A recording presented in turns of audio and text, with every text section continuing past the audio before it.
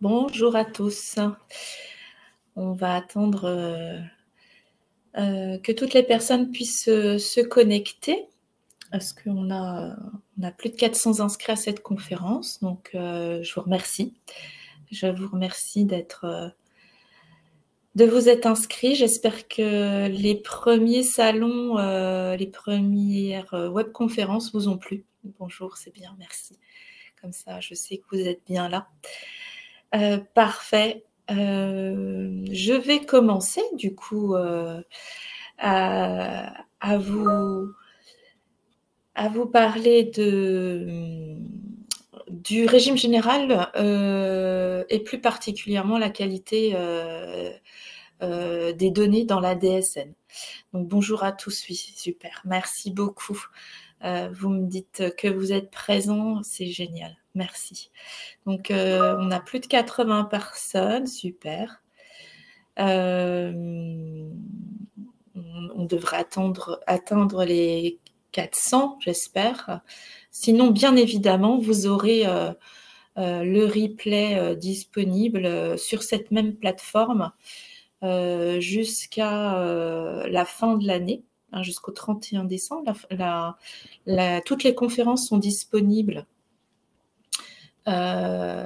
Toutes les conférences sont disponibles jusqu'à la fin de l'année sur cette plateforme et le support également sera mis à disposition dans une dizaine de jours sur cette même plateforme. Donc, n'hésitez pas à poser vos questions. On a du soutien dans le chat et au cours de la présentation, vous avez des questions. Voilà. Donc, tout simplement, on va aborder les grands sujets les grands sujets de la DSN, ce qui est attendu également, et on aura l'intervention toute particulière de collègues de l'URSSAF. Donc, moi, je fais partie de l'équipe de Net Entreprise. Et on va commencer par ce qu'est la DSN, parce qu'autour de l'écran, il y a certainement des experts qui utilisent la DSN depuis très longtemps. Mais ce salon se veut aussi pour les gestionnaires de paye qui débutent et qui se poseraient des questions sur ce que sont les données de la DSN et ce que les organismes en font.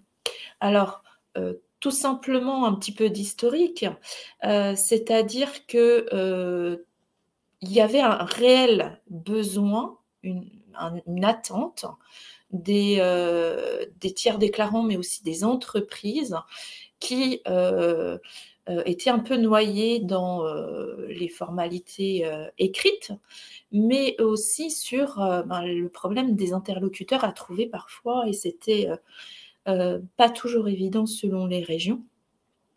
Donc la DSN, eh bien, c'est un centre de données qui va permettre de diffuser, de distribuer toutes les données dans un flux dématérialisé, maintenant vous le connaissez bien, et à l'ensemble des organismes.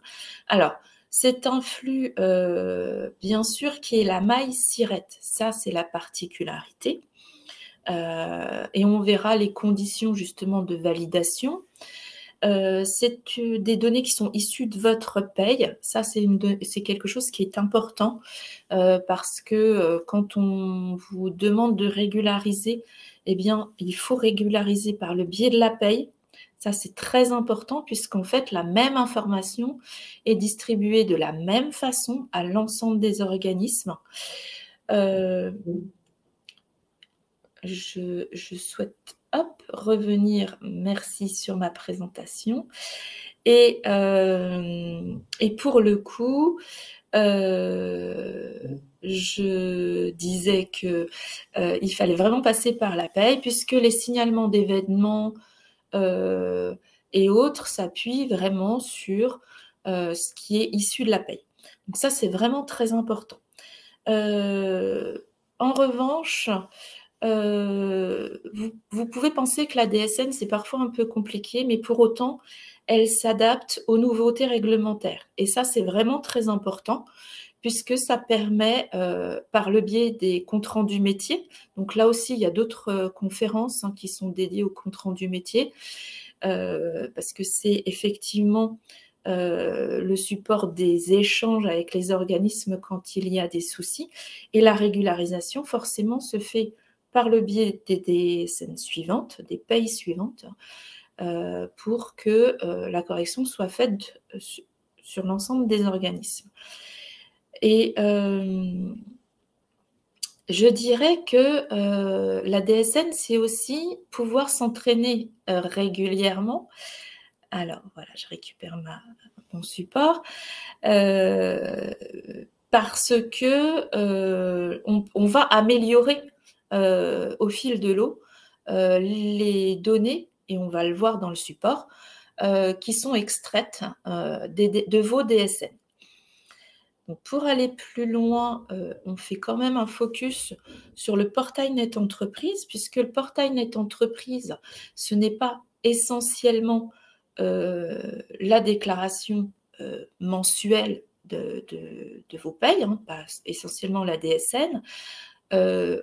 Il y a sur le portail Net Entreprise toutes les informations qui en sont extraites et sur lesquelles vous allez pouvoir notamment retrouver le compte entreprise avec tous les éléments dont vous avez besoin, les DPAE, les déclarations d'embauche, et les déclarations indemnités journalières que vous pouvez suivre avec le taux AT, la C2S.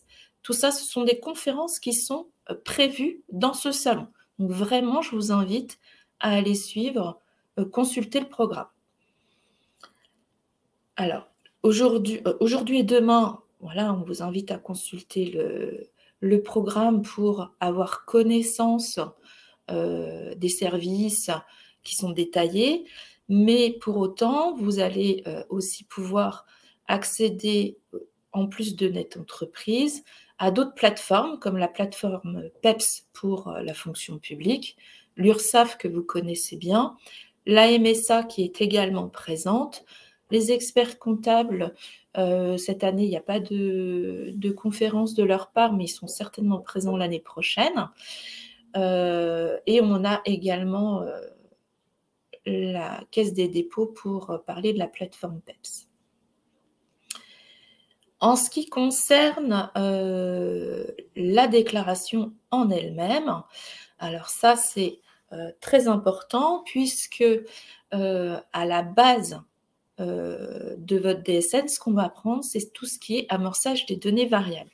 C'est pour ça qu'on vous embête souvent dans les comptes rendus métiers, parce que ces données sont très importantes pour la DGFiP, les organismes complémentaires, par rapport au taux de passe qui est demandé et par rapport aussi aux affiliations des contrats des organismes complémentaires. Donc vraiment, donc nous, ce qu'on appelle SADV, signalement d'amorçage des données variables, c'est quelque chose qui est nouveau, mais qui est très important, puisque tous les mois, on va transmettre l'ensemble de ces données aux différents interlocuteurs qui vont pouvoir gérer et collecter toutes les informations liées aux arrêts de travail, aux reprises, parce que forcément, la CPAM attend de pouvoir clôturer chaque dossier, mais aussi France Travail par le biais de la fin des contrats. Et ça, c'est important puisque il y a des prestations qui seront versées très rapidement après la fin des contrats. Donc, tout ce qui touche la notification ATMP, ça c'est pareil, c'est quelque chose que vous connaissez et qui est important d'aller récupérer dans le compte entreprise, notamment sur le portail Net Entreprise.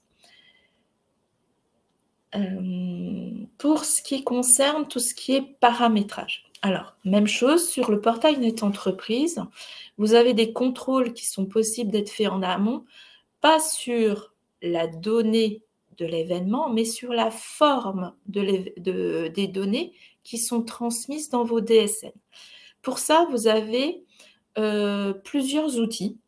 Donc, DSN Val, je ne commence pas forcément dans l'ordre qui est affiché, mais DSN Val qui vous permet de contrôler et de fiabiliser quand vous changez de norme au niveau de la norme NeoDes en début d'année. Tout ce qui touche aux nomenclatures, ça c'est hyper important parce que la codification, quand vous avez des anomalies dans vos comptes rendus métiers, c'est souvent une correction à faire dans votre logiciel de paye qui peut corriger plusieurs anomalies. Donc ça, c'est essentiel. Et puis le SIRET qui est la clé d'entrée, hein, mais je pense que là, vous en êtes tous conscients. Si vous avez un souci de SIRET, c'est-à-dire que vous avez clôturé trop tôt l'ancien SIRET, vous allez avoir un souci pour accéder au nouveau SIRET. Et ça, l'outil contrôle SIRET vous permet de vérifier si tout est en ordre. Tout ce qui est lié au dépôt, des DSN. Ce qui va être vérifié, c'est toujours le signalement d'amorçage des données variables, puisque là, il y aura les informations liées à la personne, puisqu'on est maintenant dans une DSN qui va vers des données individuelles. Donc ça, c'est important. On va bien vérifier le chaînage également des contrats, notamment des individus, pour permettre, il faut toujours se focaliser sur l'objectif d'avoir un cursus des contrats complets pour remplir les droits à retraite in fine. Donc, quand vous changez de logiciel, c'est vraiment très important de garder une structure qui peut être poursuivie d'un logiciel à un autre pour que la DSN puisse faire le raccrochement, se raccrocher d'un mois sur l'autre. Donc ça, c'est vraiment important. Et toujours bien sur le format, mais ça, je dirais que vos logiciels de paye en sont bien équipés, ou alors aller sur le tableau de bord de Net Entreprise pour vérifier que votre certificat de dépôt est bien conforme, de façon à ce que toutes les informations de votre DSN puissent transiter auprès des organismes et tout simplement puissent être exploitées. Donc le format toujours est essentiel. Ce qui a été modifié cette année, donc implémenté en 2024, vous en avez tous entendu parler, c'est le montant net social. Les heures supplémentaires aussi, hein, qui ont été exonérées. Les comptes rendus métiers qui ont été normalisés, donc des comptes rendus métiers, je ne sais pas si vous faites attention au code, mais c'est donc les comptes rendus métiers 119 et 120. Tout ce qui est lié à la MSA, mais aujourd'hui vous êtes normalement du régime général, donc vous n'êtes pas concerné. Il y a des conférences dédiées pour la MSA, si vous voulez aller regarder dans le programme. Et puis la substitution des DSIJ, notamment pour le congé de deuil, quelque chose que vous ne ferez plus à la main. Et tout ce qui est lié au signalement de fin de contrat, ça c'est très important. Et le signalement d'amorçage, donc ça c'est malheureusement en prévision de la substitution de Topaz qui va disparaître l'année prochaine. Donc tout ça, ce sont des sujets qui ont été amorcés en 2024. Et si on revient plus particulièrement sur le signalement d'amorçage des données variables, là, c'est quelque chose que l'on va récupérer pour utiliser le prélèvement à la source. Donc ça, c'est important. Comme je vous disais précédemment, Topaz va disparaître. Alors ne vous alertez pas, l'accompagnement est très bien fait dans les logiciels de paye. Tout ce qui est affiliation également aux organismes complémentaires, le SADV sera en lien. Et puis, tout ce qui est lié à l'individu, forcément, hein, puisque on est vraiment à une maille individu. Et concernant le chaînage, ben ça, je l'ai dit. Voilà, donc pas de grande surprise à ce niveau-là. Dans vos déclarations aussi, ce qui est remonté, c'est pour la taxe d'apprentissage. Donc la taxe d'apprentissage, donc c'est Soltea qui était attendue initialement au mois sur la paye de mars. Pour la répartition de la contribution supplémentaire et le solde, les dates ont été reportées. Je crois que vous pouviez encore intervenir jusqu'au mois d'octobre, il me semble. Et donc, c'est une taxe d'apprentissage qui sert à financer les organismes, les écoles surtout, pour nos apprentis. Donc, le choix des écoles que vous choisissez est très important. Il y a également, au travers de la DSN, la déclaration pour les travailleurs handicapés. Donc là aussi, il y aura une conférence, pour la déclaration liée aux travailleurs handicapés. Et sur cet aspect-là, c'est quelque chose qui est à verser, à déclencher, à partir du moment où vous avez une entreprise de plus de 20 salariés. Et ça, c'est vraiment important parce que sinon, il y a des pénalités. Mais je pense que vos cabinets comptables, par rapport à ça, vous accompagnent très bien et vous en êtes tout à fait conscient. Donc, les écoles, ça peut être les établissements ESAT, etc. Je reviens sur le compte entreprise parce que c'est vraiment quelque chose, un outil de Net Entreprise central qui va vous permettre et qui sera étoffé, je pense, au fil du temps.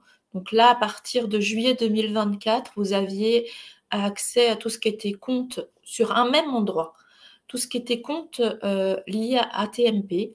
Notamment votre taux, etc. Ce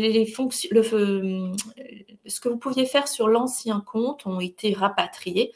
Donc, vous pouvez maintenant toujours consulter votre taux de cotisation, tout ce qui est notification particulière, tout ce qui est lié à vos sinistres. Vous avez également un bilan individuel sur les risques professionnels, l'attestation des indicateurs, les services pour liés aux subventions et prévention, même chose. Et nous aurons pendant ces 2 jours des conférences dédiées aux subventions et prévention.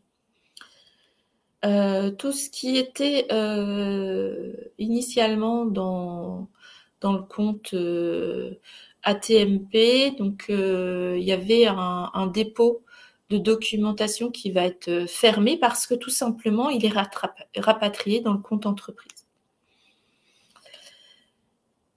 Ça, les indicateurs entreprises, on en est assez fiers. Donc, c'est un nouveau service de Net Entreprise. Même chose, il va y avoir une conférence dédiée aux indicateurs entreprises. Donc, pour les entreprises, comme pour les tiers déclarants qui sont identifiés sur le portail Net Entreprise, vous avez un accès.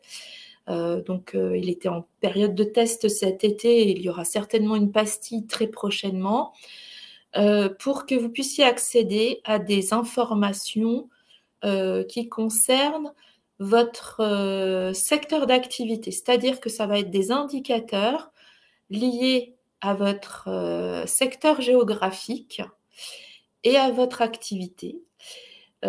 Si vous avez à peu près 5 entreprises sur le même secteur avec le même secteur géographique et même secteur d'activité, vous allez pouvoir vous comparer au niveau de l'âge moyen, au niveau du turnover de vos salariés, aussi vous comparer au niveau de la répartition homme-femme, quelque chose qui est d'actualité depuis quelques années maintenant, la profession, l'âge, etc. Donc, c'est un outil RH disponible sur Net Entreprise et qui va vous comparer par rapport à d'autres collègues. Et ça, je pense que ça va être un outil précieux pour les entreprises et en termes de conseils aussi pour les cabinets comptables, qui sera amené bien évidemment à être étoffé selon vos remontées et notamment lors de la journée club Net Entreprise qui est prévue prochainement à Paris.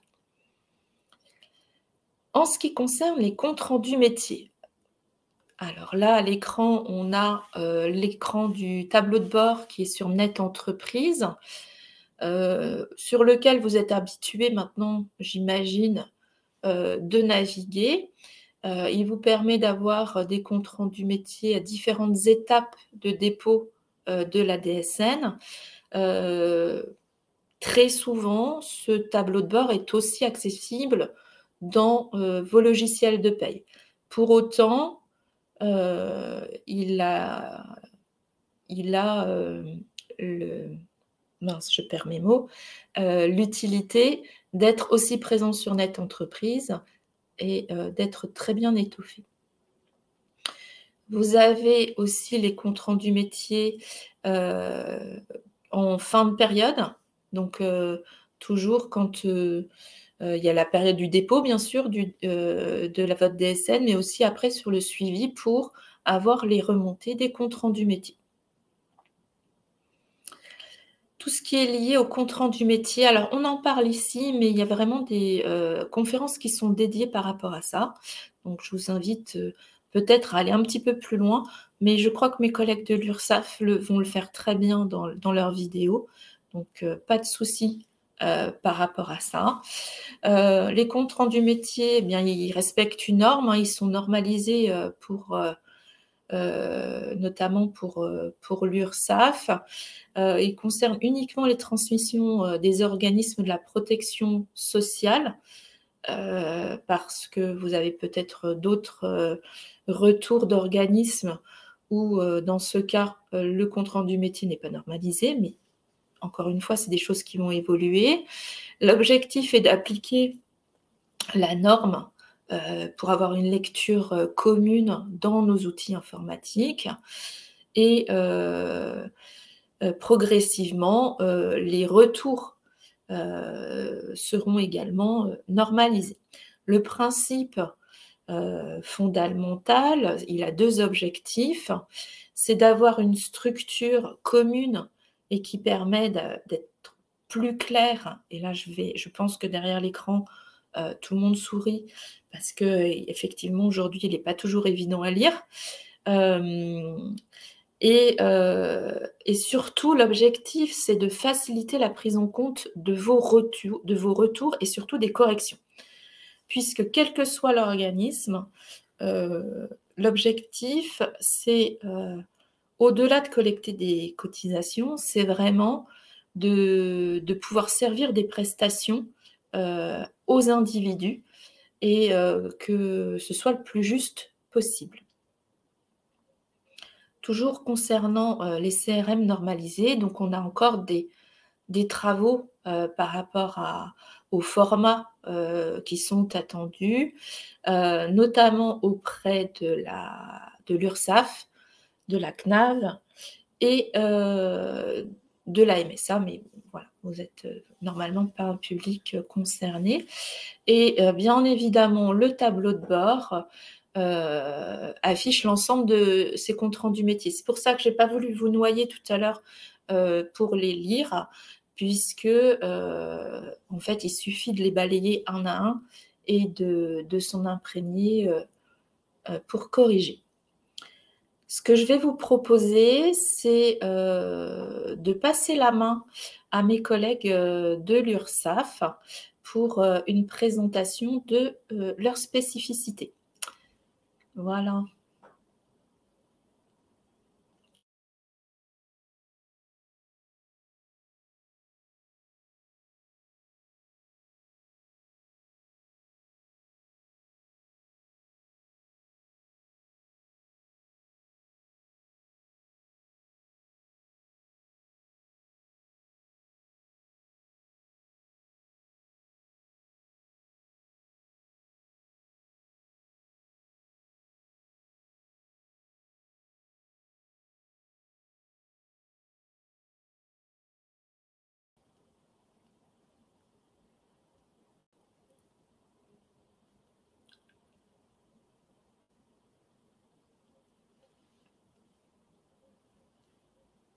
Bonjour à toutes et à tous. Nous vous souhaitons la bienvenue à cette conférence portant sur la qualité DSN pour le régime général. Gwendoline Lefrançois et moi-même, Sandrine Ponsauda, sommes référentes au sein du service accompagnement TPE-PME et faisons également partie du groupe d'experts DSN-CRM de l'URSSAF-PACA.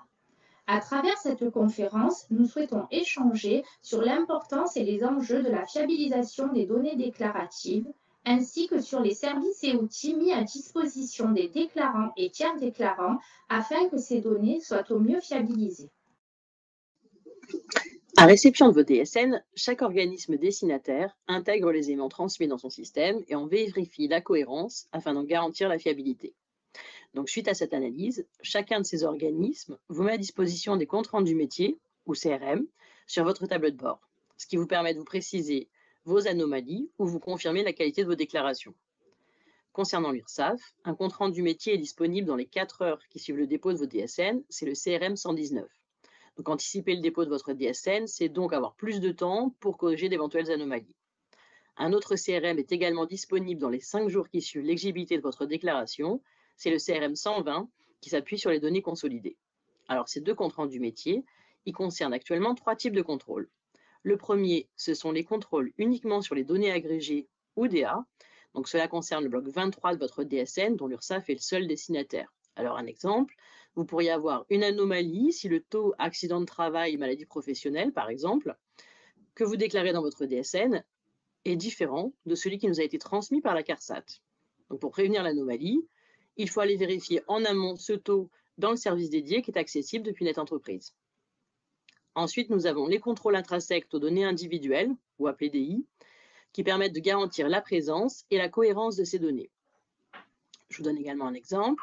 Vous pourriez avoir une anomalie signalée si vous déclarez une exonération apprentie pour un individu dans le bloc 81 cotisation individuelle, alors qu'aucun contrat d'apprentissage n'est déclaré dans le bloc 40, à travers la complétude de la rubrique 008, dispositif de politique publique et conventionnelle. Enfin, dernier type de contrôle, les contrôles qui comparent la cohérence entre les données individuelles et les données agrégées, qu'on appelle également les contrôles DIDA. Donc, par exemple, une anomalie vous sera signalée s'il existe une incohérence entre la somme des assiettes de contribution d'assurance chômage déclarées dans les données agrégées, donc le fameux bloc 23 avec les codes types de personnel, et celles déclarées dans les données individuelles, dans le bloc 78 avec le code 007. Un autre exemple de contrôle sur les données individuelles, ce sont ceux sur le montant net social, qu'on appelle MNS. Aujourd'hui, il y en a 5. Donc, pour rappel, la déclaration du montant net social pour les employeurs en DSN est obligatoire depuis le 1er janvier 2024. Et c'est précisément ce montant qui est désormais pris en compte pour déterminer le droit des salariés au RSA et à la prime d'activité. Ce montant, il sera progressivement pré-rempli dans les déclarations des allocataires. En région PACA, nous sommes d'ailleurs en phase de test sur le sujet. Donc, en cas d'anomalie signalée par votre URSSAF sur ce montant net social, sachant qu'il y a un impact direct sur les droits à prestation de vos salariés, il sera primordial non seulement de la corriger, mais le plus rapidement possible. Pour vous accompagner dans la correction de cette anomalie et de toutes les autres, l'URSSAF a mis en place un outil, le suivi DSN, que nous allons vous présenter. Le suivi DSN est un outil disponible directement sur ursaf.fr. Vous pouvez également y accéder via Net Entreprise en cliquant sur Services complémentaires de l'URSSAF dans votre tableau de bord. Donc cet outil, il complète les comptes rendus métiers 119 et 120, dont il reprend les éléments de description notamment des anomalies, et il apporte en plus des modalités de correction et des conseils pour ne pas reproduire l'anomalie.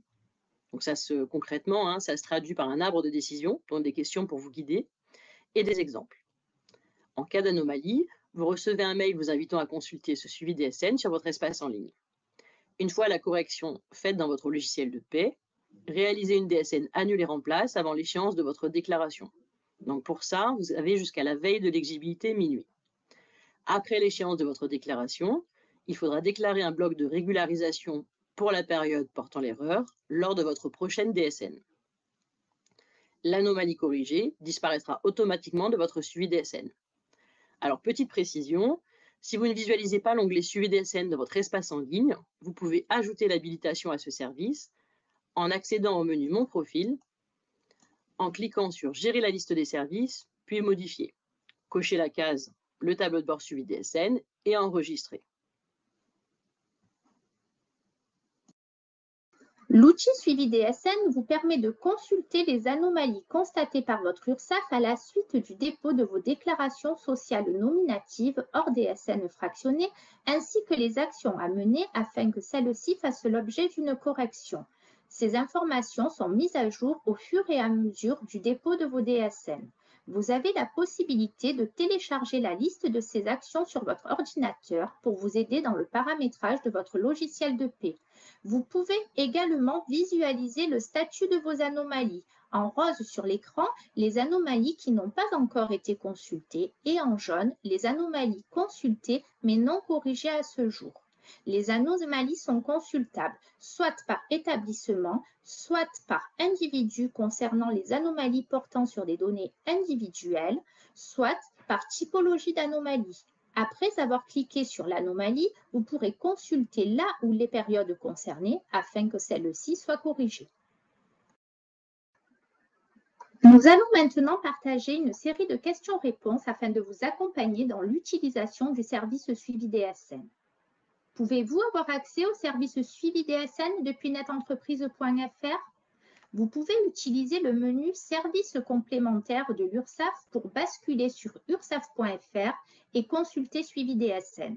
Les comptes rendus métiers seront également disponibles sur NetEntreprise ou depuis votre logiciel de paie. Le service Suivi DSN est-il effectif sur les DSN de test? Non, le service Suivi DSN n'est pas effectif sur les DSN de test.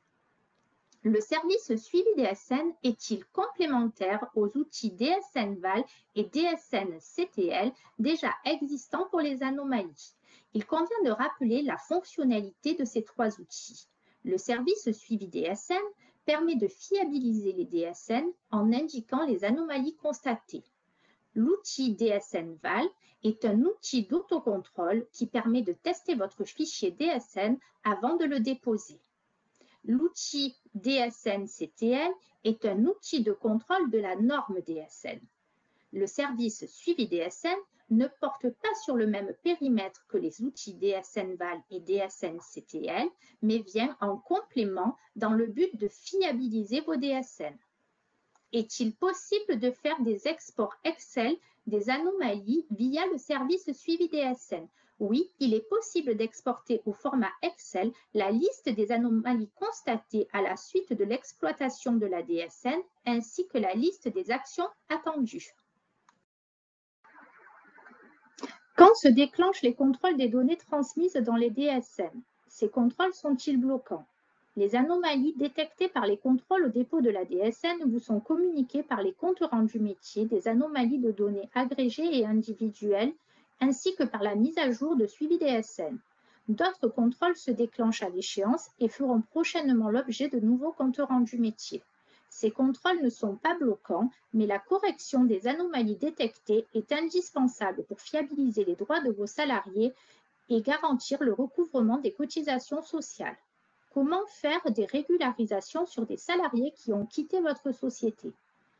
Dès lors qu'un signalement fin de contrat a été émis pour un salarié, toute modification ultérieure portant un impact sur les droits du salarié, par exemple un rappel de salaire ou de prime, doit donner lieu à l'émission d'un signalement fin de contrat annulé remplace l'initial. D'autres outils tels que la norme d'échange optimisé des données sociales, le cahier technique DSN ou encore le guide URSSAF sont également mis à votre disposition afin que les données transmises soient fiabilisées. Nous vous remercions pour votre attention et votre participation à cette présentation.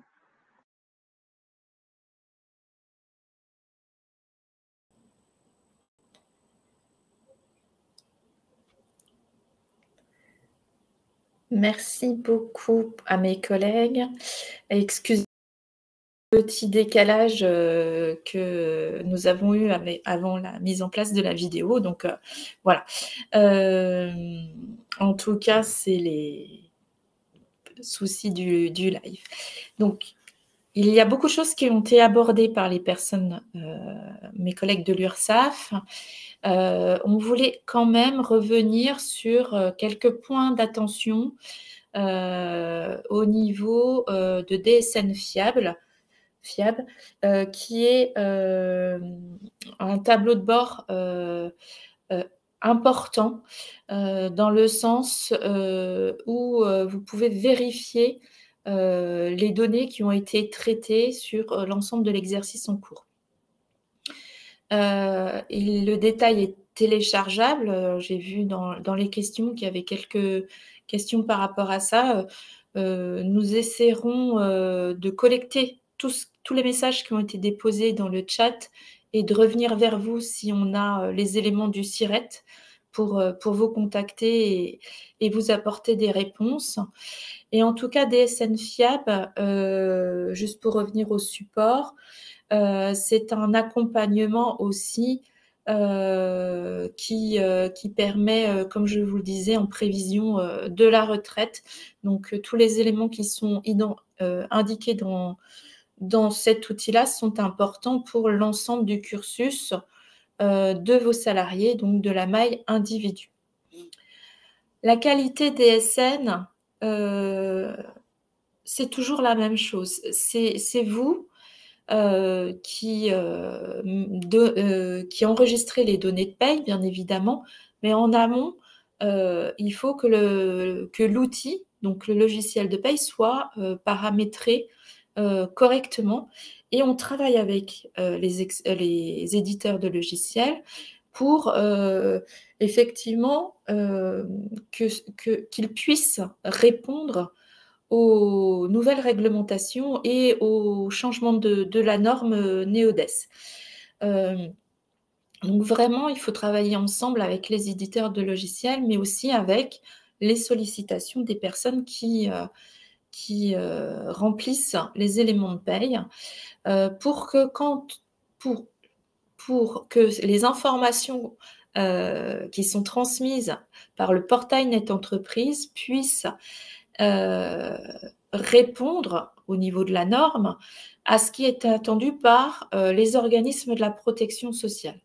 Et ça, c'est vraiment quelque chose qui est important puisque les prestations qui sont pour les éditeurs de logiciels, les prestations qui sont pour, excusez-moi, pour les assurés, eh bien, c'est souvent des prestations assez à court terme.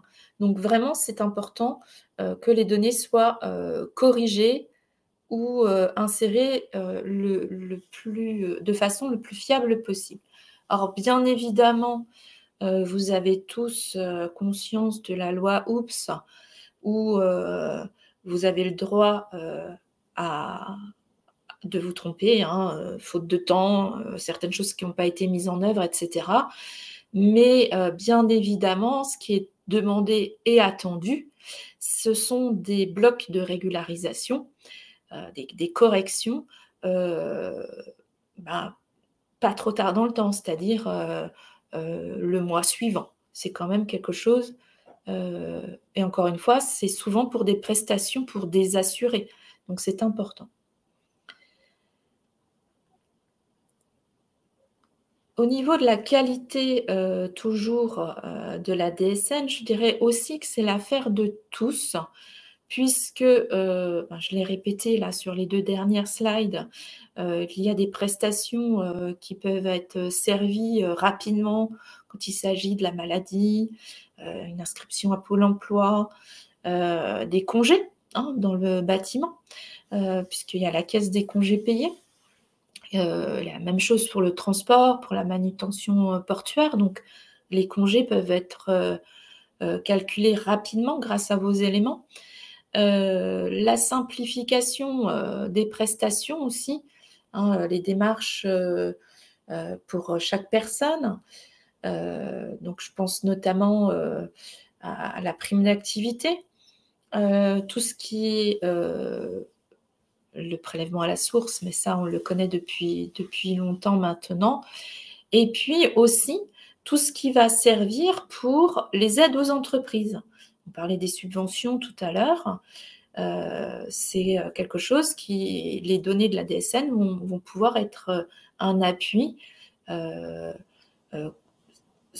fiable, on utilise toujours le même terme, pour pouvoir donner des subventions ou pas, et aussi, et ça il ne faut pas se le cacher, ça sert aussi à des statistiques publiques. Voilà. Quand vous avez un souci, il y a la base de connaissances sur le portail Net Entreprise qui va être refondue, puisque maintenant elle est exploitée depuis très longtemps et il y a énormément de fiches consignes. Donc on est bien conscient que c'est parfois compliqué de trouver l'information. Et je dirais que les mots-clés que vous utilisez pour le moteur de recherche de la base de connaissances sont importants. Pour autant, voilà, par rapport à ça, on sait qu'il faut faire un axe d'amélioration et c'est en cours.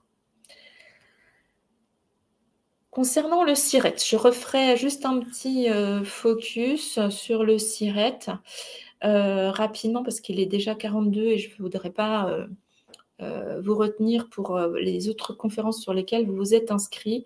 Ce qui est important, c'est qu'en cas de transfert, il ne faut jamais fermer une ancienne entreprise tant que vous n'êtes pas sûr que le nouveau SIRET n'est pas créé.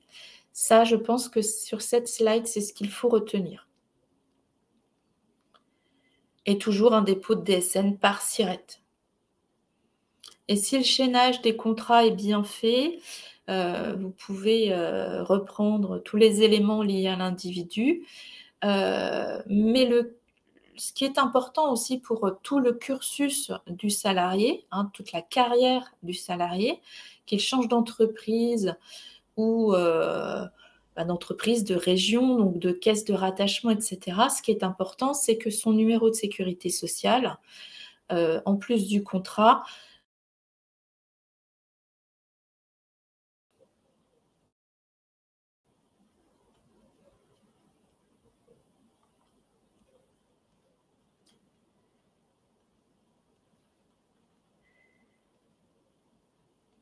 j'espère que je suis revenue.